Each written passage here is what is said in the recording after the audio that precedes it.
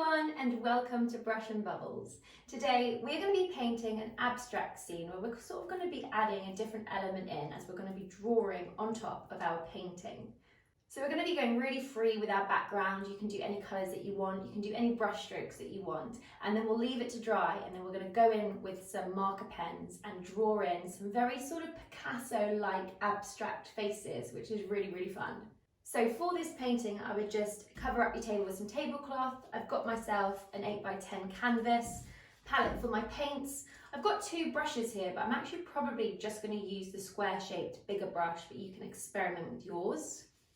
You'll need some kitchen towel, some acrylic paints, and a pot of water. You'll also need some pens. You only actually need one pen, but I like to sort of experiment before on a piece of scrap paper, so I'd recommend getting yourself some of this as well, just so that we can practice our faces before we go on and actually paint it onto our masterpiece. So I've got an array of different size nibs here, and I'm going to have a little play around on my scrap piece of paper before I paint it onto my canvas. So I would just set yourself up, get some music on, grab yourself a drink, sit back, relax, and we will get started with our painting. I hope you enjoy it. So for this painting, I'm going to use some white, green, blue, a lighter shade of green, and some purple paint. But please feel free to use any shades that you like. So what I'm going to do for the background of my painting is I'm just going to use my medium shaped brush, and essentially I'm just going to do downward strokes with my brush, just picking up different shades of paint. I might pick them up as they are on the palette, I might mix them up as well, and it's quite nice if they're quite streaky. And the reason I've chosen these shades is I think that they work quite well together. I think the blues, greens obviously work very well together, but actually purple blends in very nicely with green and blue as well. So that's the shades that I'm going for. To start with, I'm just going to rinse off my brush just to dampen the bristles. And I'm going to start by mixing up a sort of lighter shade of greeny blue. So I'm going to have some white as my base. I'm going to pick up a little bit of green, a little bit of blue, and I'm going to give it a good mix, but I'm not going to overly mix it. So I've got my paint here. Again, I haven't overly mixed it, and all I'm going to do, and this is the really fun bit, it's very therapeutic, is I'm just going to start dashing on this shade in downward motions, just randomly around my canvas. And what we're going to do is we're just going to start adding different shades and tones and colours all around the canvas, overlapping this colour, wrapping the paint around the sides, around the bottom, wherever it meets. And we're just going to start building up our entire canvas with different swipes of our paint. We can also go back to this colour afterwards as well if we feel like we're losing any. So just add it in wherever you feel like you want to. What I'm now going to do is mix up a slightly different shade. So I'm just going to pick up, I'm not even washing my brush, I'm just going to pick up some green. I'm going to add some blue to it. I'm going to mix it up so it's slightly darker. Again, not overly mixing it. Now I'm going to go back in with this colour and do exactly the same thing. Just brushing it down in any of the gaps. I might even overlap some. I think the trick is just don't be too uniform. You can do this whatever you feel like you want to, because we're just going to be building up and up and up over all of these different shades.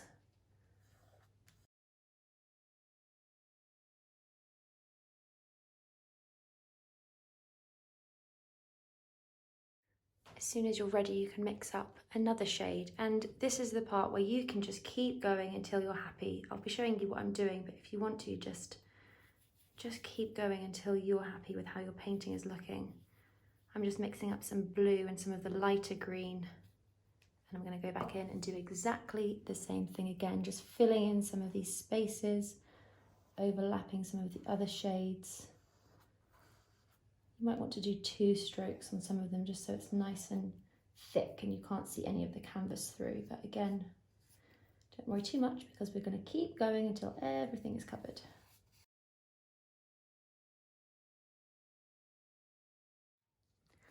Now I'm going to mix up an even lighter shade, so I'm going to pick up some white, add some of my lighter green. Again, I'm not washing off my brush, but feel free if you want to, you can. I actually really like it when it picks up some of the tones that are underneath.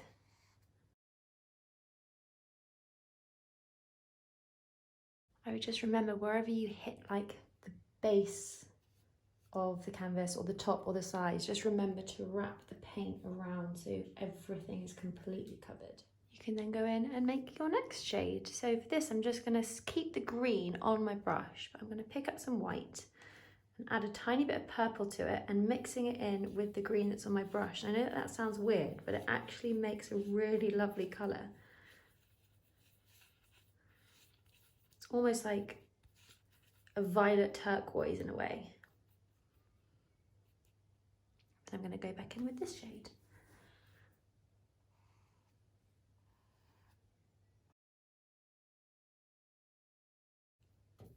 Again, don't worry if you're losing any of the colours that are underneath, because you can always pick your favourite, make some more and then go back in with it if you feel like you've lost too much of it. I'm going to mix up another shade. I'm just going to pick up some white and this really bright green. Add that together to make a nice pastel shade. Again, I'm not washing off that purple I had on my brush, I'm actually leaving it there, but feel free to wash your brush if you really want to.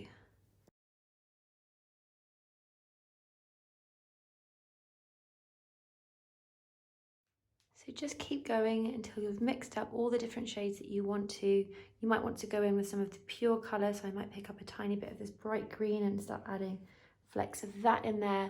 But just keep going until you're happy with your canvas and you've covered it all up. Just make sure you're layering it and overlapping them and you can't see any of the white, the canvas underneath.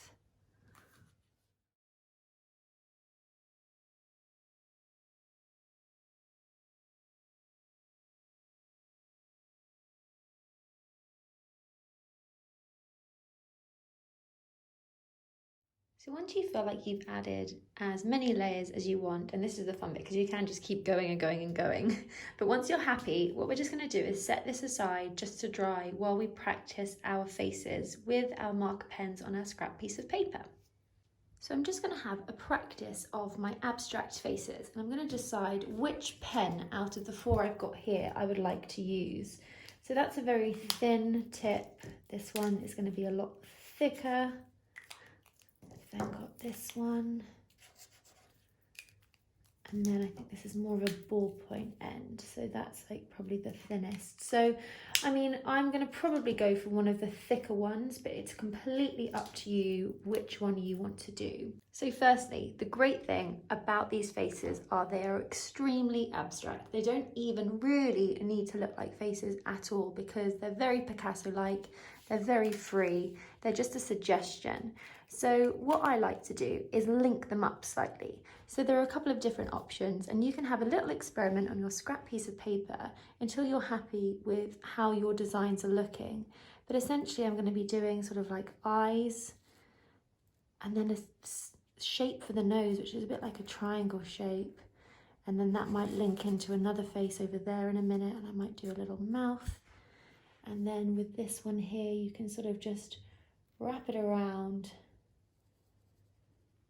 And then that could be maybe the side of a face, so that could be a nose. You could then have an eye, maybe even a tiny mouth. You just want to start drawing in like these strange shapes for these faces. You might want eyelashes closed on one of them, and then you could have another nose for that one coming down here. They don't even really need to finish. It's totally up to you. So you can just start experimenting with these weird shapes that then form faces. And I think it's quite nice to take a step back, have a little look, and then you can decide what to do for the next one. So this one might link in and become the nose for our next face. You can do a little eye. Might not even need to have two sides. And a small mouth. So I would just have a little experiment with drawing these different kind of eyes. So you've got an eye like that. You could have another one which is more like that. You could even do some eyelashes like that, and then with the noses you might want to be more square, even more round. It's totally up to you, but we're just going to start drawing in these faces and then linking them up somehow, either by making one of them an eyebrow and the eye, and then the nose can come down, little mouth. So as you can see, they look quite strange, but they sort of weirdly come together, and then you can just link them if you want with some lines, so you can sort of see faces form. So it does look a bit crazy and very abstract, but I think the trick is not to overthink it.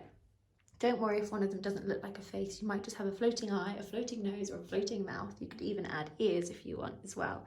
So just have an experiment on your piece of paper before you go into your canvas.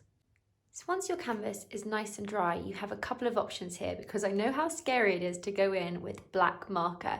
What you could do is go in with a pencil first and just draw out your design, because if you don't like it, you could just paint over the top and the pencil should cover quite easily.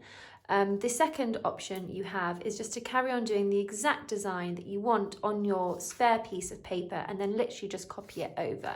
So you've got a couple of options here before you get started. I'd also just remember that art is art. It can be anything that you want it to be, and as long as you're having fun while you're creating this, and as long as you're happy with the way it's coming out, that is all that matters. Remembering that you can cover up anything that we do here with more paint.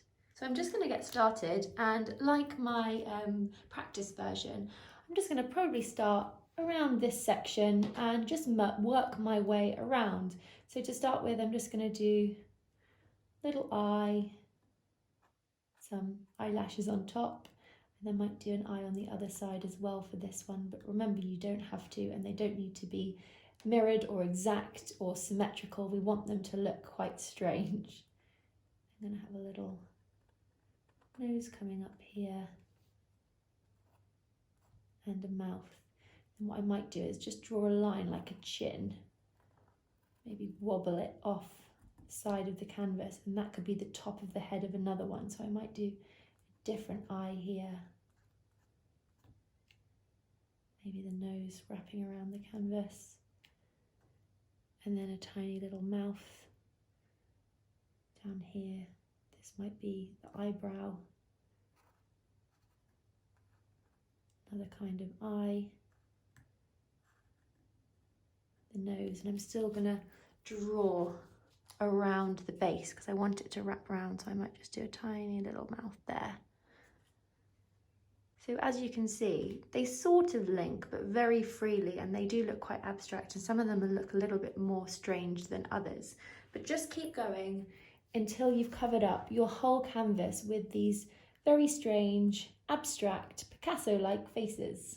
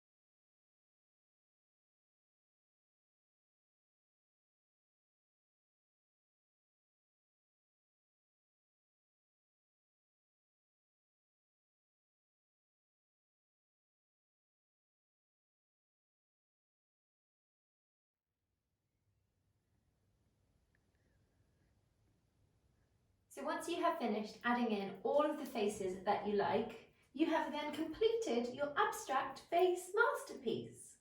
I hope you all enjoyed that. Thank you so much for watching. Bye!